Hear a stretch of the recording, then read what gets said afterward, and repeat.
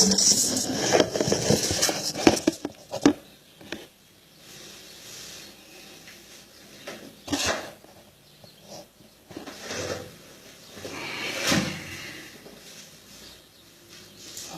do Senhor a todos. Quero ser bem sucinto aqui com esse tema, né? Nós vamos falar acerca da submissão. Jesus inicia o seu ministério dando um exemplo de submissão, ou de alguém que se submete à vontade de outro, né? Nós precisamos ser submissos. A Bíblia nos ensina a sermos submissos aos nossos patrões, ao governo, às autoridades jurídicas e assim por diante, né? A submissão faz parte do mundo cristão. Aquele que não consegue ser submisso, ele não serve para servir a Deus. Desde que essa submissão não fira os conceitos de Deus, né?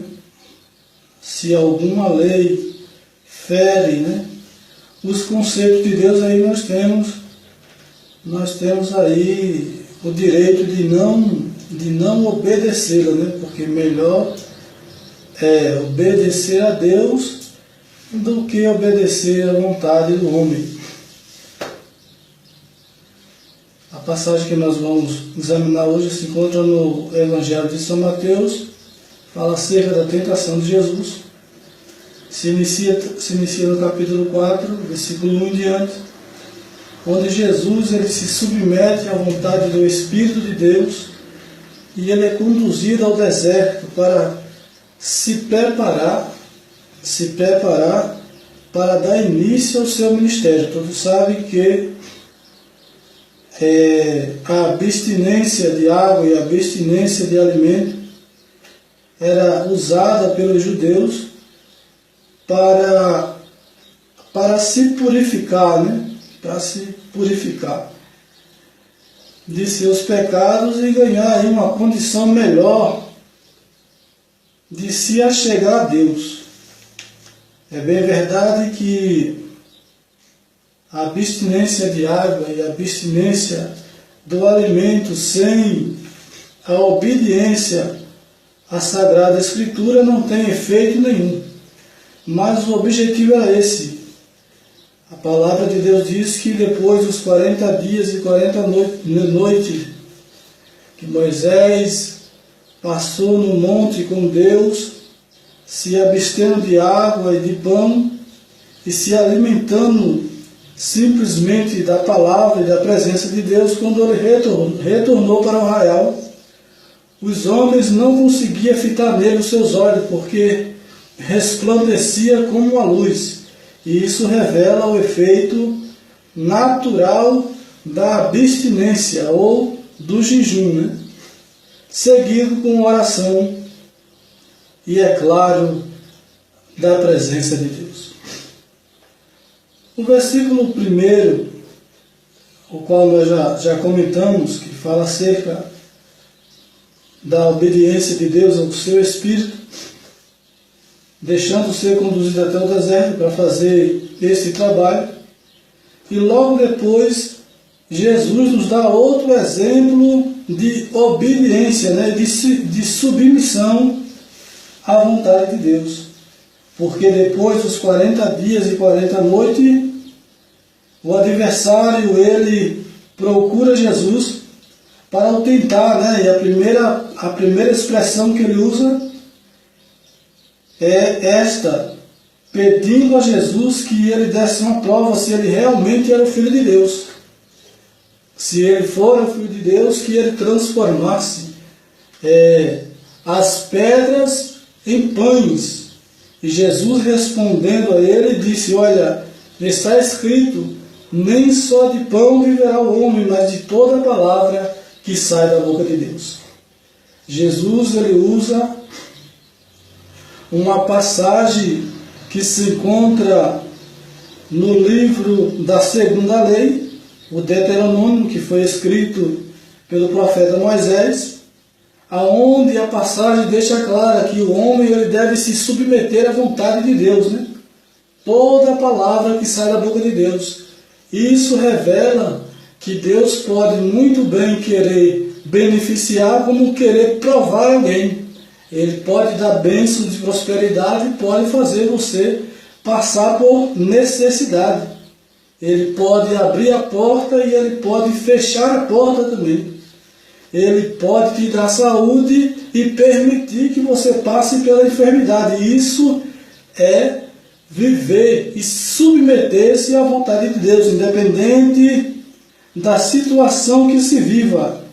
Isso é submeter-se à vontade de Deus.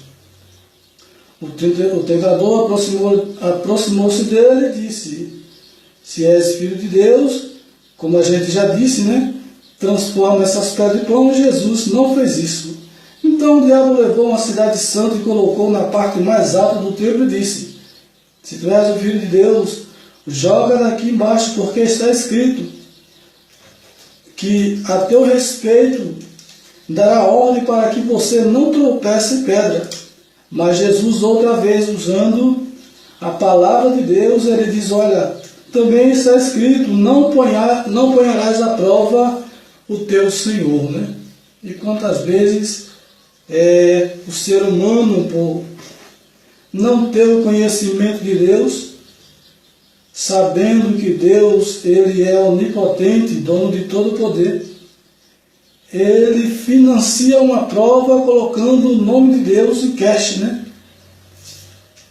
Porque acreditando que ele, fazendo parte do povo de Deus, ele tem o direito de usar desse benefício. Porém, Jesus deixa bem claro que nós não devemos tentar a Deus, né?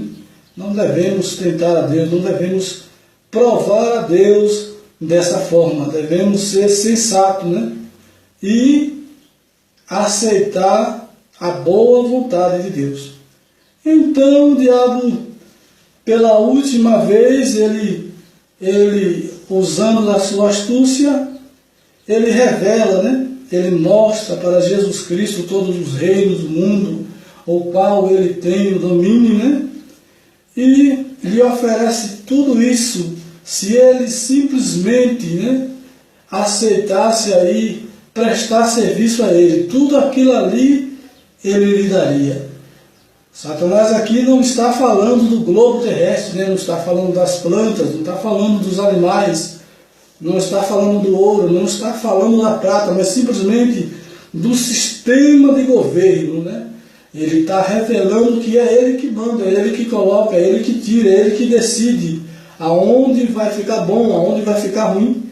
E se você examinar a história passada, né, a história nos dias antigos, vão ver que reinos como a Grécia, como a Macedônia, como o Irã, como o Iraque, e esses lugares, eles tinham seus deuses, os quais eles cultuavam, e esses deuses, eles eram os príncipes, eram eles que tinham domínio nesses lugares. Eram eles que ditavam a regra, a lei, eram eles que ditavam a cultura. Então é disso que o adversário está falando. Porém o Senhor responde a ele: retira-te, Satanás, pois está escrito, adore o Senhor teu Deus, e só a ele preste culto. Então, a observância, né? A gente se submeter à vontade de Deus é o princípio de tudo, né? É bem verdade que precisamos ter o conhecimento da palavra de Deus para sabermos discernir o que é a vontade do homem e o que é a vontade de Deus, né? Porque também encontramos registrado na história homens que, assim como os saduceus, os fariseus e os essênios, que diziam ser servo de Deus e que obedecia à lei de Moisés, foram reprovados tanto por Jesus Cristo como por João Batista, né?